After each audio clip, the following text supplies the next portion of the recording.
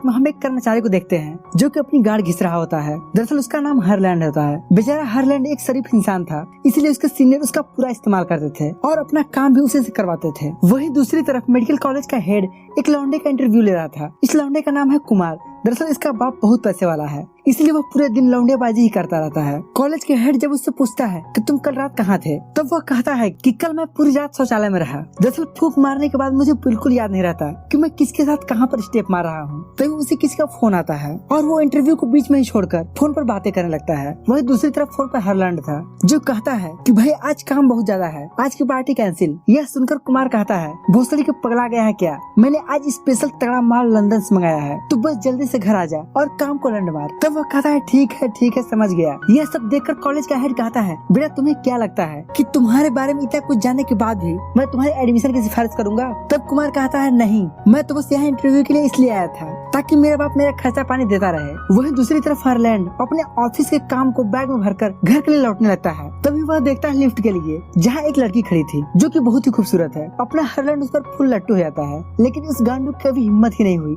उससे बातें करने की, क्योंकि ये सारा नंबर 1 का फट्टू है। जिसके बाद वह थोड़ी ही देर में कुमार के फ्लैट पर पहुंच जाता है जहाँ दोनों चूतिए मिलकर खूब धुआं करते हैं और थोड़ी ही देर बाद दोनों को जोर की भूखलंडी लग जाती है। तभी टीवी पर व्हाइट कैंसल नाम की एक बर्गर का एड आ जाता है, जिसे देखने के बाद दोनों खुद को कंट्रोल नहीं कर पाते और दोनों चमन चूतिए रात को भी व्हाइट कैंसल के बर्गर खाने के लिए निकल पड़ते हैं। लेकिन दोनों लंडोरों को व्हाइट कैंसल का रास्ता भी नहीं पता है और दोनों ऐसे ही भटकती आत्माओं की तरह रोड पर निकल पड़ते हैं। रास्ते में हरलैंड कहता है कि मुझे इतना ज्यादा भूख लगा है कि मैं एक बार में 50 बर्गर खा जाऊंगा। उन्हें रास्ते में फास्ट फूड के बहुत सारे शॉप मिलते हैं, लेकिन इन दोनों लतखोरों को व्हाइट कैंसल का ही बर्गर खाना था, इसलिए दोनों कहीं भी नहीं रुकते और धीरे धीरे वो दोनों काफी दूर निकल चुके थे और भूख उनकी गांड मार रहा था। तभी दोनों एक सांप पर रुकने का विचार करते हैं। दरअसल वह सांप काफी बड़ा था, इसीलिए कुमार वहाँ बहुत लोगों से पूछता है यहाँ आसपास कहीं भी गांजा मिल सकता है क्या। तभी उसे छिपकली के गांड जैसा दिखाई देने वाला आदमी मिलता है जो उसे गांजे से भरा बैग दिखाता है और उसमें से एक छोटा सा पैकेट देने के बाद 800 रुपए चार्ज मांगता है। यह सुनकर कुमार कहता है भोसड़ी के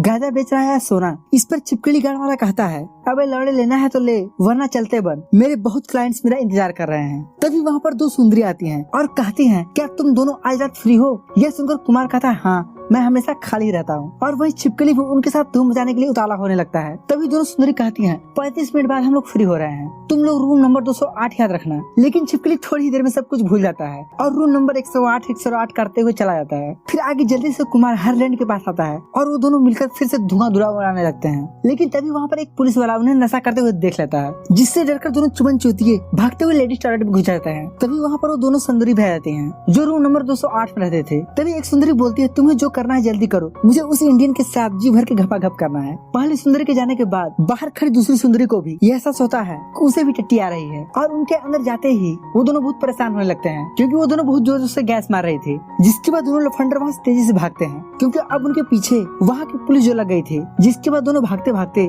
वही छिपकली से टकरा जाते हैं, जिससे उसका गाजी से भरा हुआ बैग नीचे गिर जाता है और पुलिस उसे पकड़ लेती है। इसके बाद दोनों चमन चूतिए किसी तरह से वहाँ से बाहर निकलकर अपने कार में बैठते हैं और व्हाइट कैंसर की तरफ आगे बढ़ने लगते हैं। वही रास्ते में कुमार कार को बहुत तेजी से चला रहा था, इसलिए कार का संतुलन बिगड़ जाता है, जिससे कार ढलान से नीचे उतर जाती है और इसी समय कार की माँ बहन एक हो जाती है। जिसके बाद वे दोनों कार को ठीक करने की कोशिश करते हैं, लेकिन उनसे कुछ भी नहीं होता। तभी उनकी तरफ एक ट्रक आता है, जिसमें से एक लौड़े जैसा आदमी निकलता है जो उनसे पूछता है मैं क्या तुम्हारी कुछ मदद कर सकता हूँ। इसके बाद वह आदमी उनके कार को टोचन करके उन्हें अपने साथ घर ले जाता है। थोड़ी देर में वो दोनों उस लौड़े के घर पहुँच जाते हैं, जहाँ वह आदमी कहता है कि मैं कार को ठीक करने की कोशिश करता हूँ, तब तक तुम दोनों मेरे घर में जाकर फ्रेश हो लो, थोड़ा आराम कर लो और अंदर मेरी बीबी भी है, उसके साथ जी भर के मजा करो, जो चाहे वो करो, बस हड़बड़ी में कुछ ऐसा मत कर जाना ताकि तुम दोनों का हिसाब सिर्फ यमराज का भैंसा ही करे। यह सुनकर दोनों चमन चूतिए जल्दी से घर के अंदर जाते हैं। वे दोनों जैसे ही दरवाजा खोलते हैं, अंदर एक लड़की पियानो बजा रही थी। वह जैसे ही पीछे मुड़ती है तो हम देखते हैं कि अरे वो तेरी की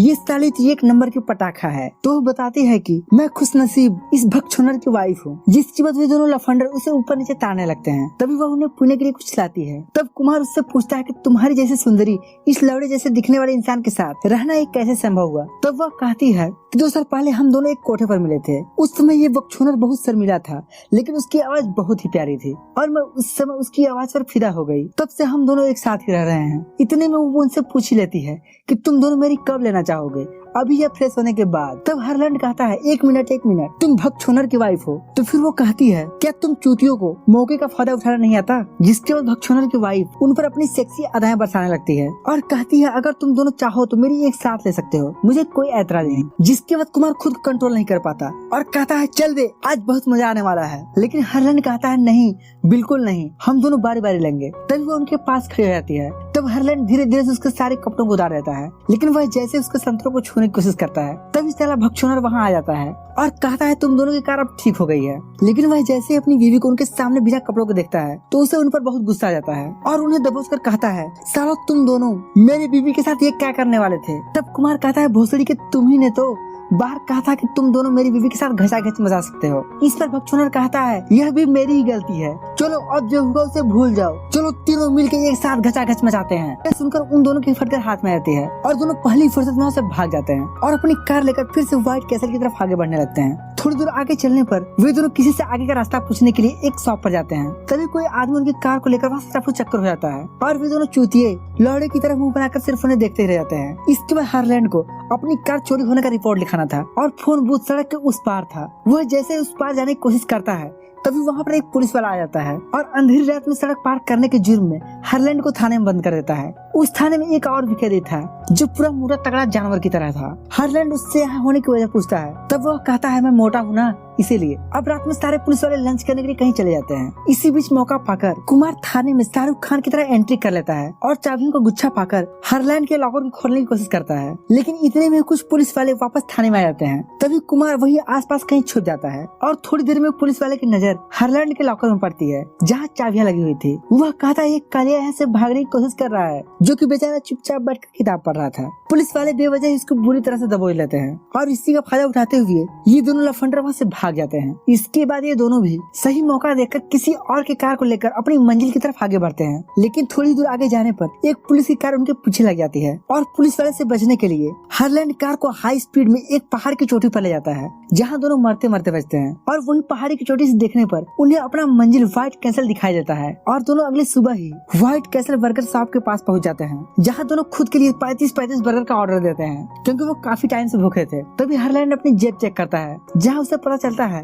कि इस समय उनके पास एक भी रुपया नहीं है। तभी वहाँ पर एक आदमी आता है जो उन्हें कार की चाबी देते हुए कहता है कि भाई मुझे माफ करना, मैं वही हूँ जो आपकी कार ले गया था और आपके बर्गर का फीस मैं जमा कर दूंगा क्योंकि मैं आप लोगों की कार जो ले गया था। इसके बाद दोनों खूब तेल के बर्गर खाते हैं और उसे खाने के बाद दोनों के अंदर खूब शक्ति आती है। इसके बाद दोनों खूब खिलखिलाते हुए वहाँ से बाहर निकलते हैं। अब बर्गर खाने के बाद दोनों के अंदर खूब ताकत आ गई थी। अब दोनों अपनी कार को लेकर अपने फ्लैट वापस लौट जाते हैं जहाँ लिफ्ट में हार्लैंड को फिर से उसकी पटाखे आटे मिल गई थी जिससे वह आज तक कुछ भी नहीं बोल पाया था। आज बर्गर खाने के बाद उसमें ताकत आ गई थी और वह पहली बार उससे पूछता है क्या तुम डिनर के लिए फ्री हो। लेकिन पटाखा उसके सवाल का कुछ भी जवाब नहीं देती और वहाँ से जाने लगती है। लेकिन हार्लैंड उसे रोकता है और उससे कहता है देखो पटाखा, मैंने आज तक सिर्फ तुमसे ही प्यार किया है और मैं अपनी लाइफ में सबसे ज्यादा तब खुश होता हूँ जब मैं तुम्हारे साथ 15 सेकंड के लिए इस लिफ्ट में होता हूँ। तो पटाखा कहती है एक मिनट मैं तुम्हें जानती भी नहीं, तुम कौन हो, कहाँ रहते हो, लेकिन आज तुम्हारी इस हिम्मत की वजह से मैं तुम पर फिदा हो गई। इसके बाद दोनों एक दूसरे को चूसने लगते हैं और थोड़ी देर बाद पटाखा उसे रात के लिए इनवाइट करके वहाँ से चली जाती है जहाँ बाहर उसका गांडू दोस्त इंतजार कर रहा था। वह झट से पूछता है क्या तुमने उसके संतरों को दबाया। तब हार्लैंड कहता है नहीं यार, हम दोनों ने बस एक दूसरे का किस किया। और फिर कहता है कि आज रात हम दोनों एक साथ मिलने वाले हैं। आगे उन दोनों ने मिलकर क्या किया एक किसी को भी नहीं पता क्योंकि इसी सीन के साथ मूवी यहीं पर खत्म हो जाती है। तो दोस्तों अगर आपको इस मूवी का एक्सप्लेनेशन पसंद आया हो तो इस वीडियो को लाइक और चैनल को सब्सक्राइब जरूर करें। बाकी हम मिलते हैं एक नए दिन एक जबरदस्त वीडियो के साथ। तब तक के लिए बाय बाय।